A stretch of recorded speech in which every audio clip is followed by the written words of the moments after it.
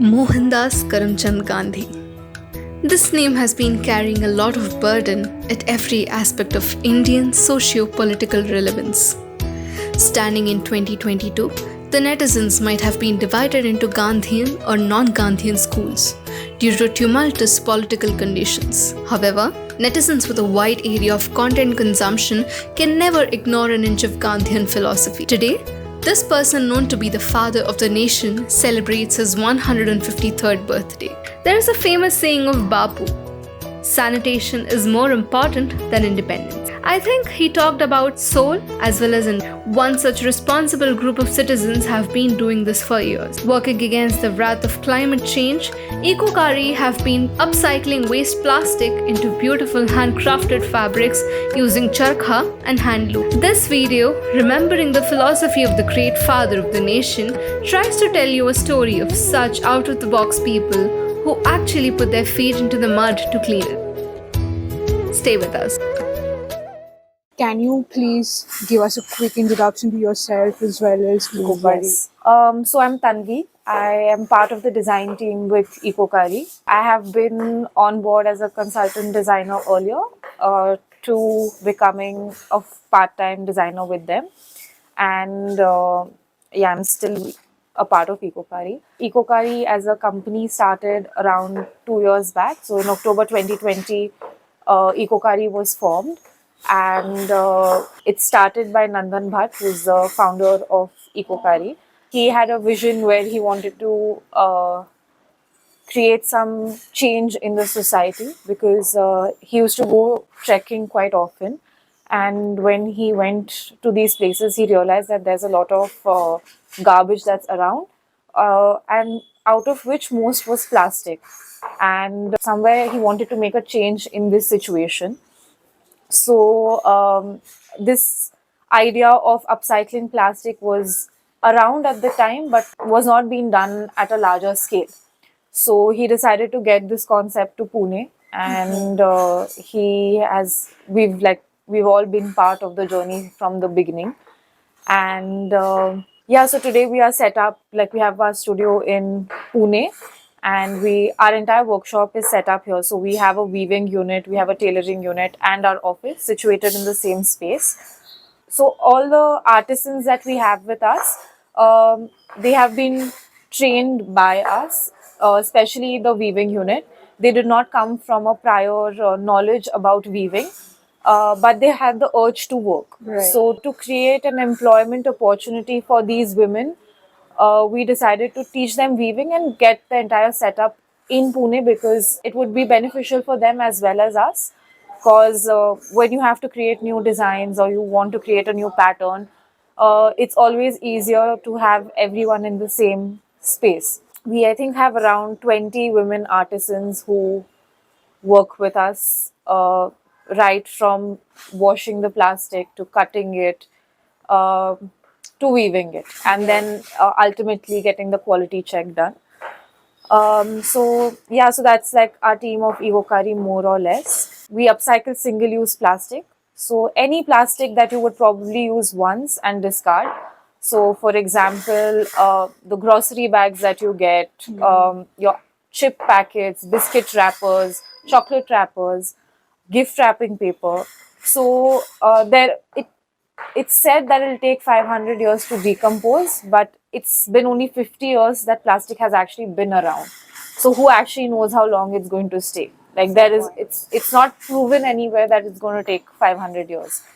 So to delay the process of plastic going back to the oceans or the landfills, we are upcycling it using a hand process basically. So we don't use any machinery in our entire process, except for the sewing part. No machinery is involved. So when the plastic comes to us, first it is washed and dried under the sun. Once it is dried, it is segregated according to color.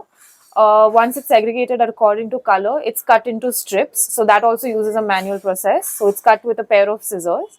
Then it's rolled onto a charkha, and then when the bobbins are ready, the weaving takes place. And once the fabric is woven, it sort of comes down to the tailoring unit for sewing. Right. and that's the only part when machinery is actually involved in the entire process. So our entire idea is to make sure that the plastic that we consume today, and as an individual, every second thing is packaged, like every second thing that we use is actually covered or coated in plastic. Even fruits have started coming in plastic packaging. It's not necessary, but That's just the way it is. that's right? the way it is. Like you go to any supermarket and you pick up a fruit or a vegetable, it's 99% of the times it will come in plastic packaging. You go to a grocery shop, even if plastic is banned, you'll get a plastic bag. So I feel like there are very few people who consciously carry a bag with them and will say no, like I don't want to use a plastic bag. We are trying to delay the entire process of plastic entering the Ecosystem. ecosystem, but at the same time we want people to consume less plastic as well. So our bags do last for a very long time, because each fabric that is made, it's made using 45 to 50 plastic bags. So the strength of the bag really increases. So we have like this, our biggest bag, it carries around 8 to 10 kilos of weight. So even if you've seen, like when the vendors give you Right. fruits or vegetables, they're easily a kilo and a half, Absolutely. and the plastic carries it. So imagine 50 such plastic bags into one fabric, and hence um, when you put stuff in it, like you can easily carry 8 to 10 kilos of it. And like personally, I've been using a bag for the last 7 years, if I'm not wrong. The zip has gone bad, but the bag still stays intact. So there is a life with the product that we are making, but of course it is going to die at some point. It will wear off at some point. Um, because again, plastic is photo degradable. So when, if you're using something way too much in the sun, or the bag's exposed to sun for a very long time, wear and tear is going to start. Right. We try to complete the cycle. So if the bag for XYZ reason happens to tear, or something goes wrong with it, we ask the customer to send it back to us. And we have tied up with a couple of organizations who help us upcycle our waste plastic to make Goes it to end to end. waste. Because so in weaving, there's a warp and there's a weft. So the warp is the vertical thread that goes, and the weft is the horizontal thread Right. that runs. So the vertical thread that we use in our weaving process, it's made from recycled PET bottles. Okay. So the PET bottles are converted into a thread, and that is what makes our warp. And the weft is the single-use plastic that we have, like we get through donations, and so that entire fabric is actually plastic at the end of the day. So if we don't, you don't have to segregate. There's no segregation involved there, which becomes easier for the next organization to sort of Got upcycle it. Got it. So a lot of people did question us on this. What do you do with the microplastics that you've been generating? There's a sweeping that happens every day, and every day whatever is swept is actually collected in another bag, which is given to an organization. Even like the cotton waste that we generate on our end, which is used in the lining. So our lining for all the products is 100% cotton fabric. Whatever is left out of that is also used for packaging later. So whatever couriers we send through our online portals, it goes into those cotton bags, and then it goes ahead. So we are trying to limit our plastic usage to as much as we can, making sure that we are not increasing the consumption in the ecosystem that is there. Right. So that is the basic ideology of around which the company has been going. So in terms of the process, like how you make these bags, how is it different from say how a cloth bag is made? Like, is the only difference the fact that you guys make the thread from plastic and the rest of the process is the same, or are there other? So basically, each material comes with its own pros and cons, I would say. Being a designer myself, I know this fabric is not the easiest fabric to work with, the one that Ecokaari is creating, because It's a little coarser than other not that fabrics. It's flexible, not right? as flexible. It's not as you cannot cut every shape in this bag. You have to stick to a certain shape, because the minute for example, I say I want to make a circular bag, one, I'm going to be creating a lot of waste, From because the edges the and minute I say circle and my fabric is a square, I have four corners that are going to waste because I'm cutting a center out of it. Two, it's not possible because the fabric will start opening up. Um, imagine something that's woven with straws. got it. So the minute you cut through it, it's going to start opening up. So that is not possible.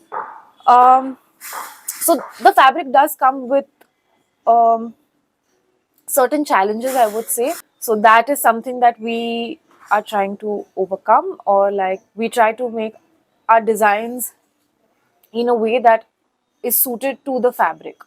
So we can't make any design in the fabric. It needs to be a little specific. So we make our product in a way that minimalizes the wastage and fits maximum number of products for smaller products.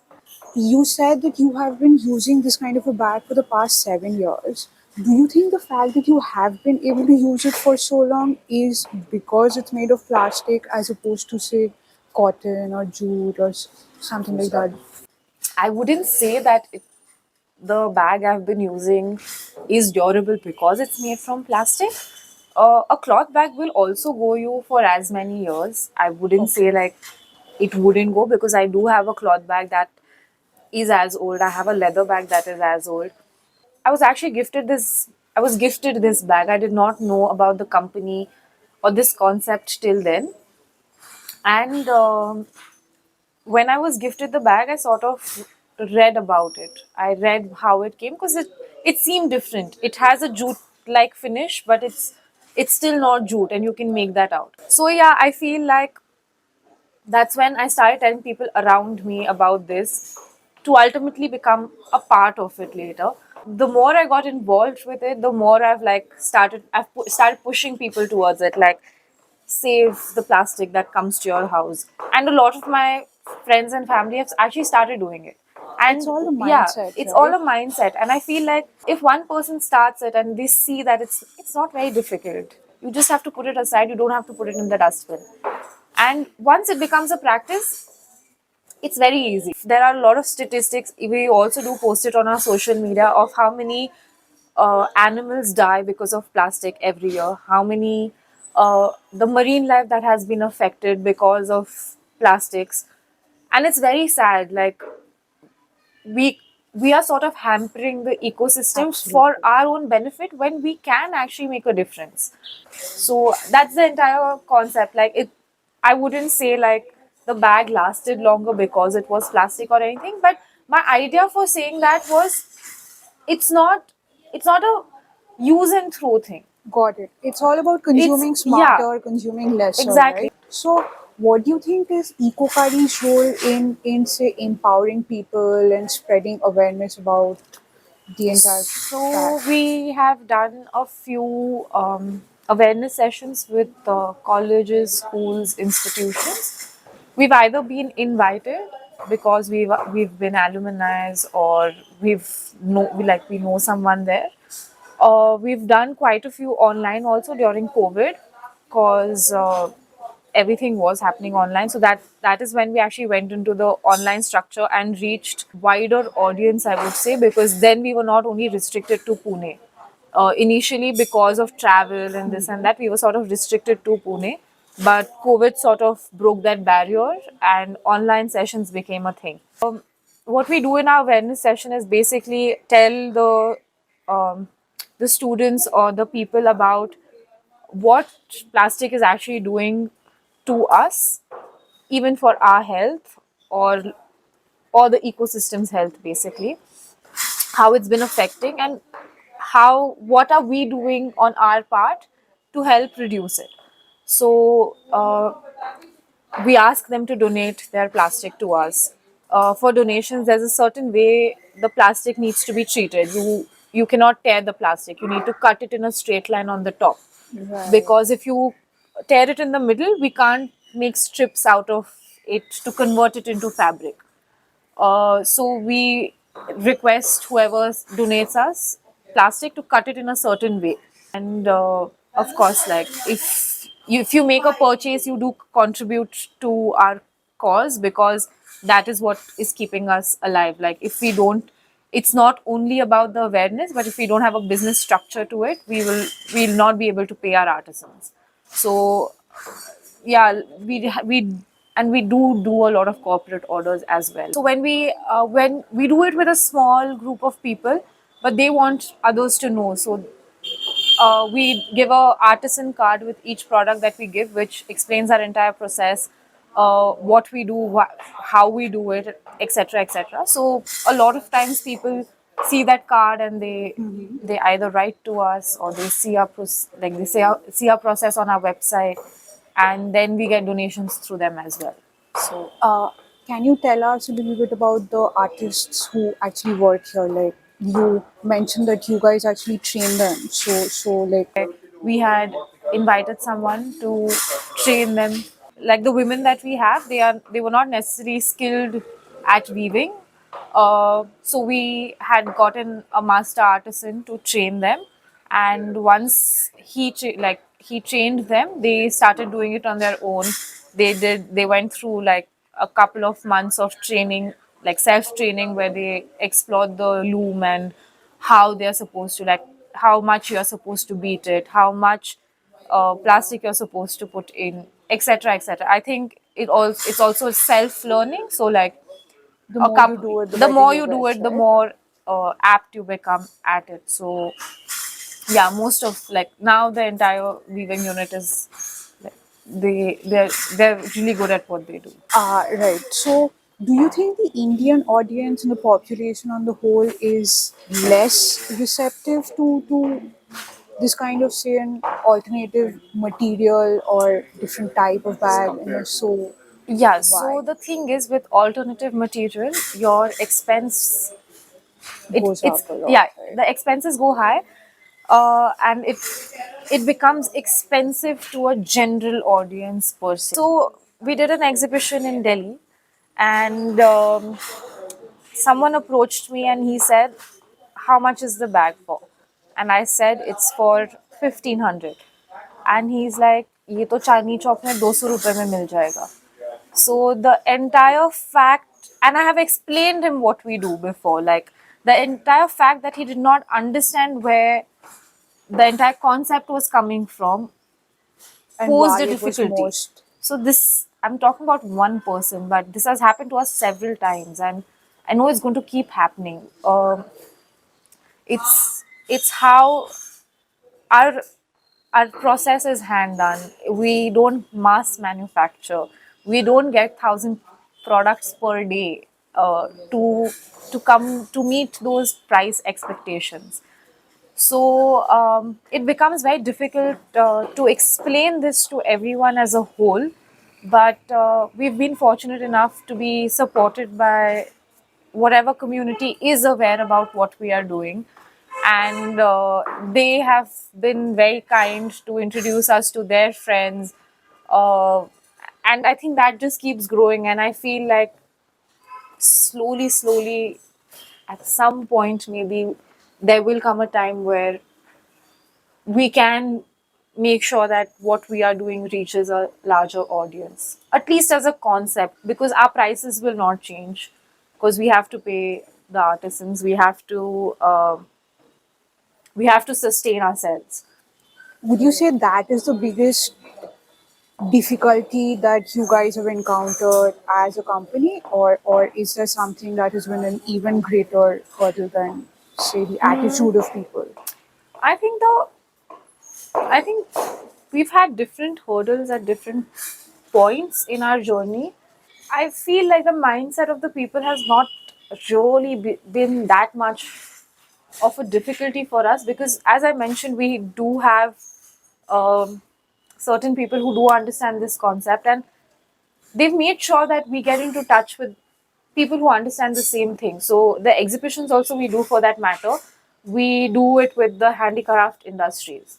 We don't do other exhibitions. Like, we've always been part of the handicraft, handmade, or craft based communities. Like, so we've never left that sector when we've been doing exhibitions. So I think the people who come there sort of know why they are coming there. Got it. And as we just talked about, Ecokaari is promoting this kind of a sustainable lifestyle, but it goes beyond just buying and selling of products and sustainable consumption and all. So, what do you think is the main driving force behind this ideology? So basically, we do want more and more people to know about it, but since we are a small team, there's only so much we can do from our part to be physically present somewhere and do it. So recently, we've been making content over the last 2 years, but recently, one of our reels went viral, and when the reel went viral, I think there was a time when Instagram has stopped us from replying to messages. Like, there was so much happening at the same time that we've been blocked ourselves, and it was crazy how it took a spin on the entire thing, because one thing leads to another. So we've gotten crazy amounts of donations after that. We've had over 10,000 people, if I'm not wrong, asking us about what we are doing, why we are doing it. We've reached abroad, we've reached the Asian, like the subcontinent areas, and there are some places we do see an opportunity for us, and that has been great. Recently, I feel social media has been one of our greatest boons for sure. What would you say is Ecokaari's vision for the future? Yeah, I feel like we wouldn't want to be restricted only to Pune or to India. We would want to expand everywhere, wherever we are welcomed or wherever this concept makes sense to the people. So, So, like, grow more, grow more reach for more sure. people, Yeah, spread the yeah, yeah, message. because there's too much plastic around. That's not going away, so we are not going away. Got it. That was pretty much all. Thank you so much Thank for you. taking the time to No speak with us. problem.